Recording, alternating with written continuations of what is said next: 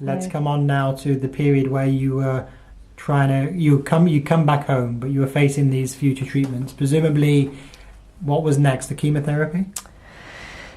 Yes, the chemo first.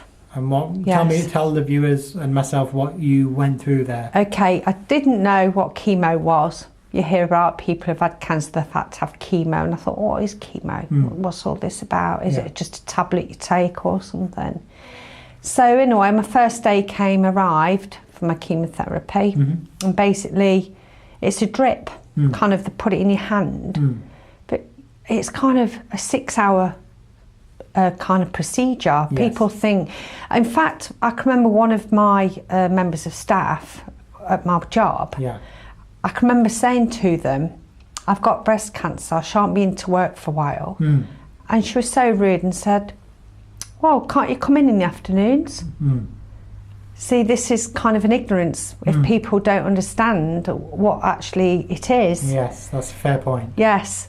So the chemo, they put in your hand, and so I think the whole thing was, because they have to kind of put another bag on which drains it through, a flush. 6-hour procedure to have it all done. So you are absolutely tired out. How many times did you attend for the chemotherapy? Well, 8 months of chemotherapy. Really? That's quite in depth then for you. It was quite lengthy, wasn't it? Yes, very, very lengthy. How did you tolerate that overall?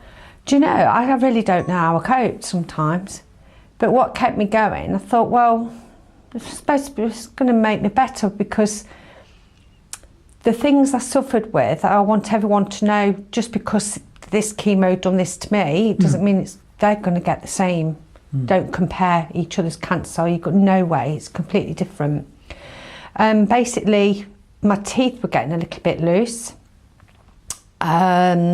I lost the taste completely in my food. That was ridiculous. So you couldn't taste the flavours anymore? No, I couldn't. That had gone. I could have eaten cardboard. I wouldn't have known what I was eating. Really? And that affects your enjoyment and appetite, doesn't it? It was. And then I think the worst part at the beginning was mouth ulcers. I had over 30 of them in my mouth at a time. Yeah. It was really hard to eat. From the chemotherapy though? From the chemotherapy. And then my nails, fingernails, toenails were getting loose, or looked like they were going to come off. And then the skin on my feet used to get really, really thick. And I was in a bit of a state, really. But that's when the immune system was down. But when it started, you know, getting back to normal, I felt okay again. So you really did have a lot of problems from the chemotherapy? Yes, yes. But then I thought, well, if the chemo's doing this to my body, it must be killing all the cancer. That's a nice way to look at it, in a way. If it's that powerful, yes, it must be doing you some This good. is what I kept thinking. It's like a strong medicine. Yeah.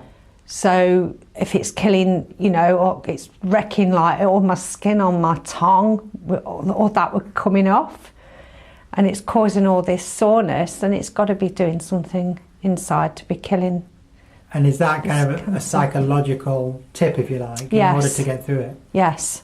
To see that it's definitely probably working, so it's worth tolerating those side effects, even if they are really harsh at that time. Yes. Because I thought, well, that's not my illness, that's just the medicine that's causing this. Yeah. And once that medicine, that treatment's finished, I'll be fine. Because I won't be suffering any of these things anymore. Was there ever a point you wanted to give up, though, and say, I can't really carry on? Towards the end, the last 2 chemotherapies, because they both ended up in the January. Yeah. So basically, I had 2 lots of chemo in that January. And basically, you can't control your sleep. And you basically, it feels like someone's injecting you and making you, forcing you to go to sleep. Really? Because of the fatigue? Yes, the fatigue just takes over. Yeah. You could be talking to somebody and then you've just gone nodded off.